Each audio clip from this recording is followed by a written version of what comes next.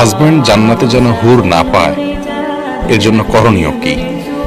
খুবই একটা মানে হাসির উদ্রেককারী একটি প্রশ্ন, প্রিয় বোন। কোনো মেয়ে তার স্বামী যেন জান্নাতে হুর না পায় সেজন্য আল্লাহ তাআলার কাছে কোনো দোয়া করবেন না এবং তার জন্য কোনো করণীয় নাই। আমাদের অনেক মা বোনরা এমনটি আশা করেন, আকাঙ্ক্ষা করেন যে আমার স্বামী তিনি জান্নাতে গিয়ে যেন কোনো হুর টুর না পান, আমি যেন একাই থাকি।